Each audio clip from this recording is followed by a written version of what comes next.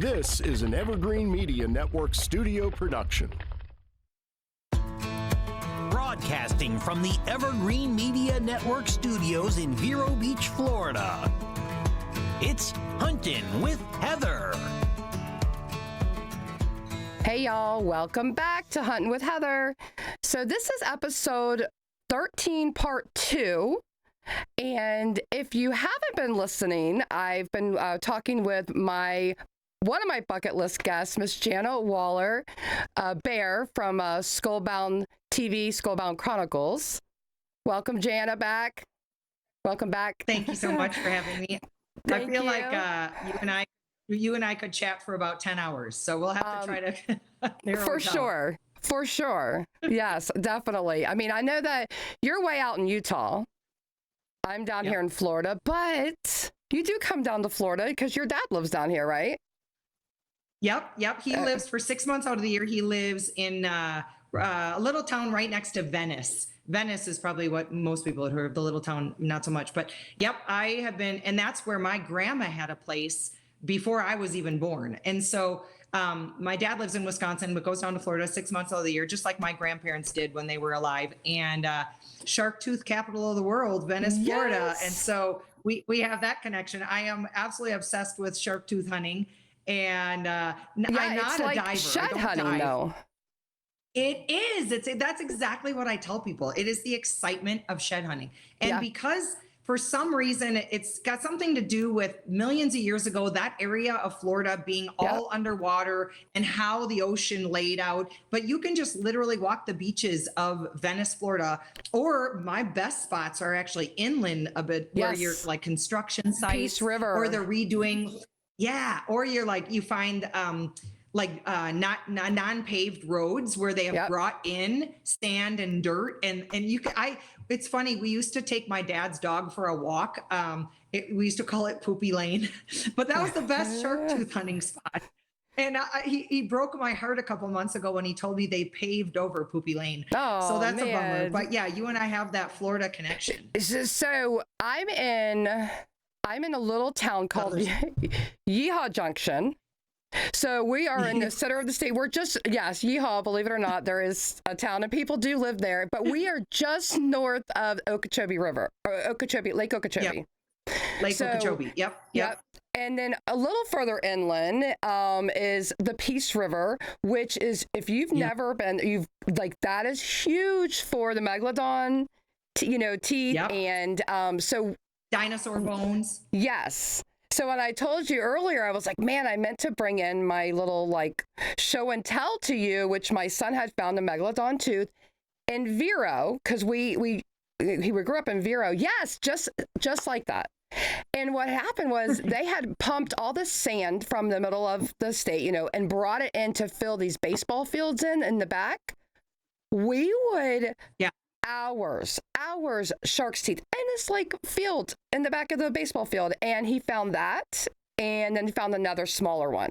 It was that just is the so cool. thing. I've never found megalodon teeth. I've found tons of the prehistoric, smaller, black, different kinds of shark's teeth, but the megalodon, I mean, I bought this off eBay years ago. Yeah, they're just absolutely incredible. And when you think of this prehistoric monster being the size of a Greyhound bus that would eat whales for dinner, it's just incredible. And I can't believe they're not that expensive, and they're never going to be any more of them. So I just think they're underpriced. But I do too, because you can get them for a couple $100s. You can get them for and stuff like that. But it's definitely, I think it's a rare find and so cool. But I know I saw that you had one. I was like, I need to bring it and show it, and I completely forgot it. So, but I'm obsessed with shark tooth hunting pages on Instagram, Fossil Hunter USA. I believe he's in the Carolinas.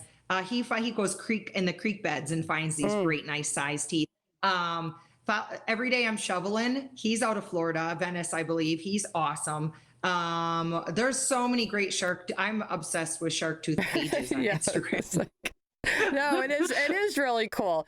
We don't believe, I'm on the East Coast, so we do have them, but you don't have them over on the West Coast. It's a different type of sand. Everything is a different type of beach on the West Coast. You have the Gulf there, so it's a lot calmer.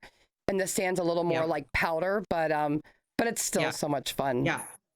And there's something about the way someone explained it to me one time about the way that the Venice area of Florida, how it used to sit literally millions of years ago. And how, if you look at it, obviously, you know, Florida is kind of a finger dipping down into the massive ocean, and how you can just see how in that Gulf area, how stuff may be washed up. But yeah, it's crazy how you can just literally just walk the beaches. I really like to go to like bridges or underpasses that might not be as crowded, but yeah, you are so right when you say it's just like shed hunting. It's the exhilaration of finding one. So I haven't had, I've shed hunted a little bit. We don't really shed hunt down here in Florida. I mean, I haven't really with my husband. My friends up in Georgia, huge, and they have their own land, but he's also a surveyor.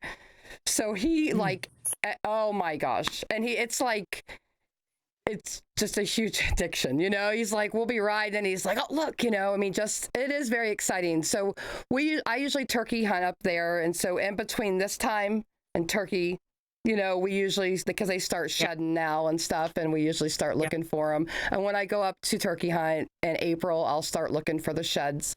Now, completely different out where you're at, because they're giant out there. Yeah. And I mean, it is really different when you hit the western states, because you can find whitetail sheds, mule deer sheds, depending on where you are. Whitetail sheds, mule deer sheds, elk sheds, moose sheds. Like, I can't even imagine. You can the best find I ever found was on my bighorn ram hunt in Montana. Midway through that hunt, I found, and I'm always looking for sheds too. Oh, I found a ram deadhead that was like better than any shed I've ever found. I mean, it's sad that it was a deadhead, most likely killed by a lion. Its nose was crushed, the bones, but yeah, it's beautiful. It's just this big, beautiful ram. And I saw actually the skull from the road driving, and it was probably 200 yards up on this super steep slope, upside down. I actually thought it was a moose paddle because it was white, rounded, shaped like that. And as we got out of the truck and took a better look, my husband John was with me. He's like, "That's a ram." I said, "You think?" So we go bailing up the hill, and we find the skull. And many people don't know this, but when a ram dies, the sheaths over the skull eventually fall off. And it was only the skull laying there. So then we're like, the sheaths have to be around here. And we just went 15, 20 yards up the hill, and there both sheaths were. And that was, to me, a find of a lifetime. But yeah, shed hunting is so much fun out west just because of the variety of species you can find.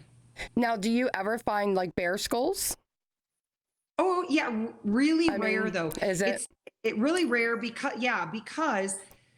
I have found a couple of really small ones, most likely cubs that were killed by older boars. But they say when bears die, I was talking to a biologist about that and why I don't find more. They say when bears or even mountain lions die of old age, that they tend to like go underground or in a den or cave up and die there versus out in the elements. Doesn't mean you don't find them once in a while, because you do. I have friends who have found mountain lion skulls, bear skulls. And like I said, I found a couple of younger bear skulls, but not as much as you would think. Not as much as like mule deer deadheads or elk deadheads or even ram dead, like I just explained. Yeah. Yeah. So talking bear, let's talk a little bit bear, because you are, speaking of bears, you are huge. Like that is your jam. Like you love bear hunting, and you're getting ready you have like what, 4 coming up that you're getting ready for? Yeah. Okay. Yeah, it's going to be a busy. I love bear hunting so much, and I love explaining to people if they are like, I would never bear hunt. Because I remember I used to think that when I was in Wisconsin growing up, bear hunting was a thing, but way up north. I didn't know anything about it. I had no interest and no passion for bear hunting at all. I moved out west and really got to sort of get involved in the conservation groups, understand how much bears, mountain lions, wolves, coyotes, how much these predators seriously impact the ungulates. And after understanding that, and that it is necessary that we hunt predators, and the opportunities that are there in states like Montana and Idaho where they're over-the-counter tags, I started bear hunting my first year when I moved out to Montana, and it's just become an absolute passion of mine. And I love every aspect of bear hunting. I run my own baits in Idaho, so that's a baited hunt. Do tons of spots and stalk hunting in Montana. I actually drew a Utah bear hunt a few years ago. So I did a bear hunt with hounds. That's very popular here in Utah. And I've hunted them with bows, rifles, even pistols. And so I absolutely love the aspect of it. It's so misunderstood, especially baiting. Baiting is really misunderstood by the general public that don't. They think you put a barrel out with food and the bears just come running in, and it's just not like that. It's a lot of hard work, and it's a really important part of the wildlife management. We have got to keep the bear numbers in check if we want healthy moose populations, healthy elk, deer, and a lot of other little critters too. Bears have amazing noses, and they're just incredible predators. They're beautiful. I love them so much. I love being up close and personal with them and watching them, like on our baited hunts. And I've hunted bears in Alaska, Saskatchewan, Alberta, Idaho, Montana, all over. And every different style of hunting is just as exciting as the next. This spring, I'll be running my own baits again in Idaho with my buddy Heath. I'll be spot and stalking Montana. And then I also drew Prince of Wales. That's a draw, but my husband John and I drew spring bear tags there. So we'll be heading there in May. And then we're going grizzly bear hunting in June, just north of Unalakleet, Alaska. So it's going to be a very, very fun spring. A very busy bear season. Yeah, I really wish that we could hunt bears in Florida. Unfortunately, last time we were able to hunt them was 2015. And before that, it was I think the last hunt was 1994. So then they opened it up in 2015. They were like, all right, you got 1 week, 320 bears. They said they gave out tags or permits. 2 days. 2 days, 302. I think it was 304 bears in 2 days, and they shut it down.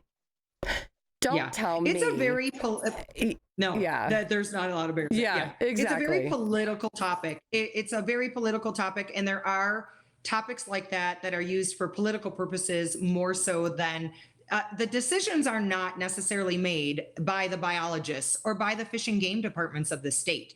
And there are a lot of, like the wolf issue, for example, very, very political.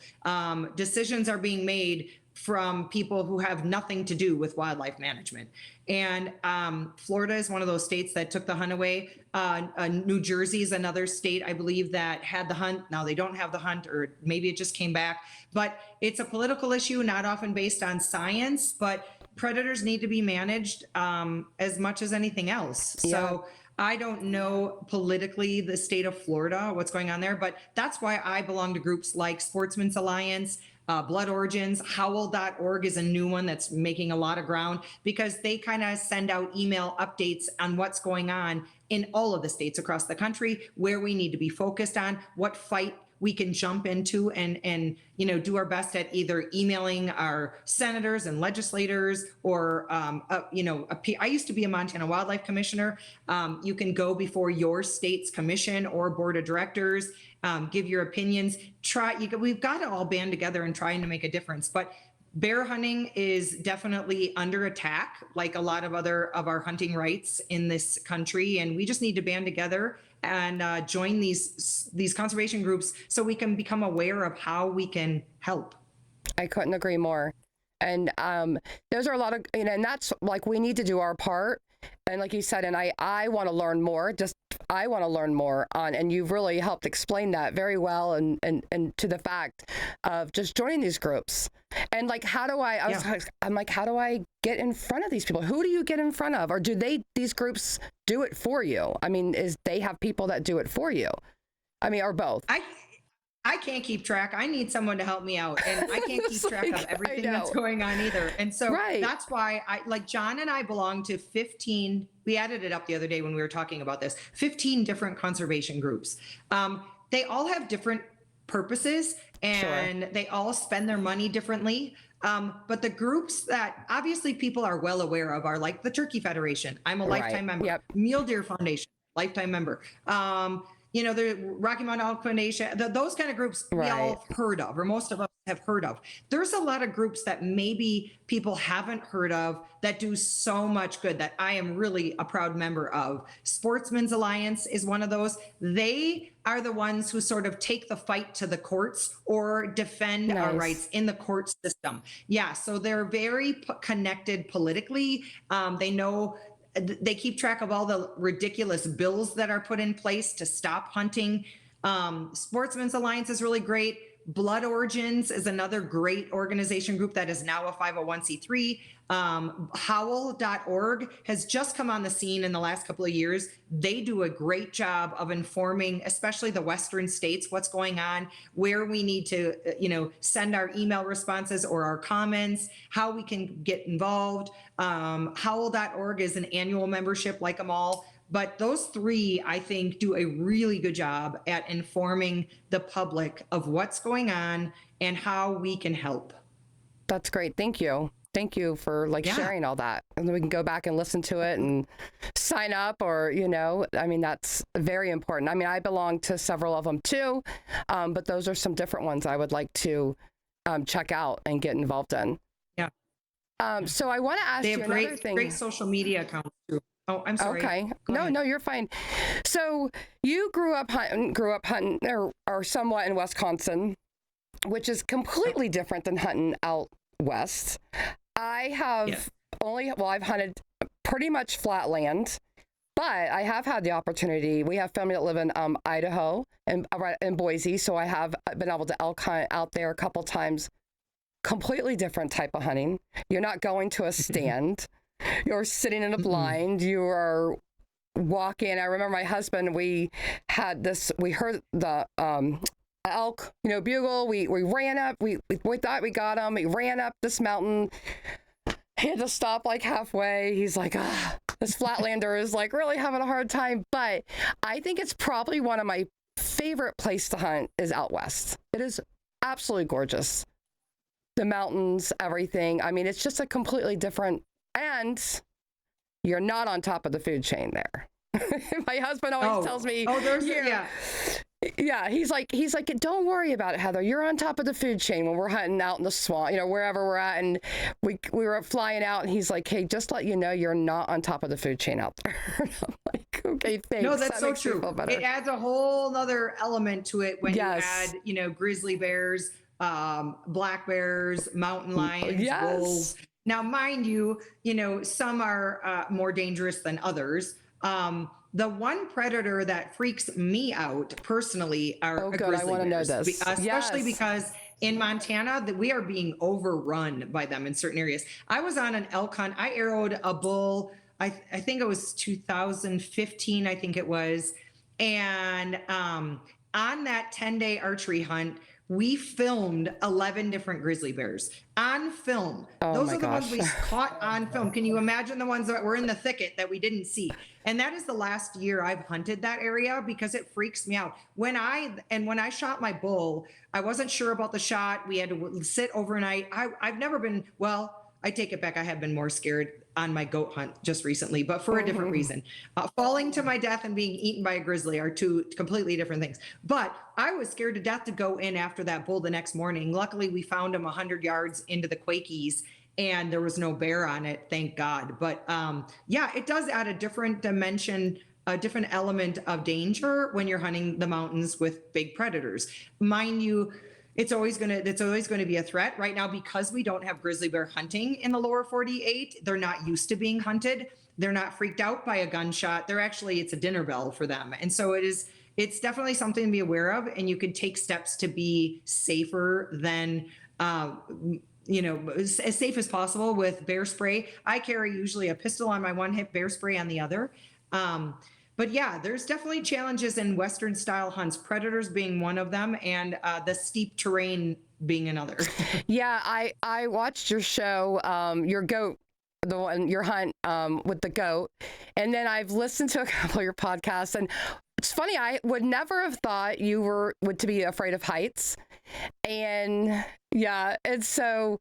And then you talk on your podcast, one of the podcasts I was listening to, you were talking about how that, you were freaked out during that goat Oh, hunt? well, we're talking full-blown panic. I'd never Yeah. known what a panic attack truly was until this goat hunt this year in Utah. It was the most spectacular terrain, as beautiful as anywhere I've ever hunted in the world. It was this unit, the Uintas, it was the Chalk Creek Camas unit, is just, it's one of the biggest hiking destinations in the West. There are trails everywhere. It is jaw drop. I felt like I was hunting Glacier National Park. You know, it was just so beautiful. But mountain goats, a species I'd never hunted before. I'd seen them on other hunts, but they're always at the top of the mountain, you know, in the middle of nowhere. And you're like, I could never get up there.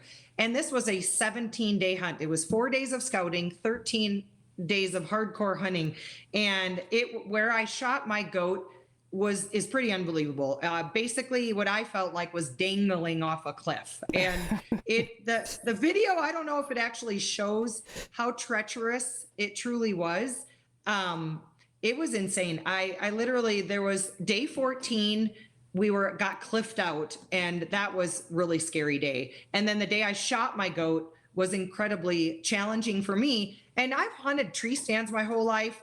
I've dealt with the heights, but I'm always like triple strapped in and, Right. super safe, go super slow. This is a different kind of fear of heights. When you're walking on a path like this big and you could fall to your death, and your brain, I mean, I know I'm not going to fall to my death. I am on a 3-foot path. Everything's just fine. But as I look over and like it literally 1,500 vertical drop off to another canyon, that Oh my your gosh, brain no tells way. you this isn't smart. We shouldn't be doing this. Yeah. And it was pretty treacherous. But I love how that episode turned out. I think Heath boiled 17 days of filming into the perfect half-hour show, and I'm really proud of that one more so than the others. Yeah, it's a great show, like fantastic. I've watched it a couple times, and I was following along with you before you put it out, like on your Instagram and things like that. I would see the pictures, and I mean, like you said, beautiful. Like you were in the glaciers. There's this beautiful lake, and you guys are walking out, and I'm just like, yeah. And I felt like I was there with you. I was like, this is just, how amazing is this? What a great, That's a huge compliment. Yes. Yeah. Hey, Yeah. listen, Thank you so much. That's a huge compliment. I want to take people there. That's what I want to do. I want to, show people, if maybe they don't have the opportunity to do that style hunt, they don't live in the mountains, they don't, for whatever reason, that's the biggest compliment I could ever get, is that you felt like you were along on the hunt. And, there's a lot of episodes that I've done over the 14 years of, wanting to show why we hunters are animal lovers and what is so fun about hunting. And like you and I've talked about, it's really not about the kill. It's about so much more than that. That's why my slogan has always been, it's about living, not just finding our own organic, healthy meat, but the challenges, the pre-planning, the conquering the mountains or conquering the cold, or, just pushing yourself or learning that weapon. Even learning the weapon, it has so many benefits. And, I've been really blessed to be able to get most of these memories on film. And that mountain goat one sure was special, especially because Heath, my cameraman, he was only with me 6 days out of the 17. And so my poor husband, John, had to be the cameraman that last week. And he did an amazing job. We're worried about getting up to this steep mountain, but we're trying so hard to take the time and film the emotion and, stop, get the camera out, film this or, film that. And, I feel like John did an amazing job of not only, coaxing me up the mountain and down the mountain, but capturing it all on film too. Well, I cannot thank you enough. You keep doing what you're doing, because you have been a huge mentor to me, and I love everything you're about, and you're fantastic. So keep doing it, girl. And thank you for coming on the show, and I love you. And thank you, audience, and come back to listen to another Hunting with Heather episode. Love y'all. Thank you so much for having me. Let's chat again. Yes, for sure.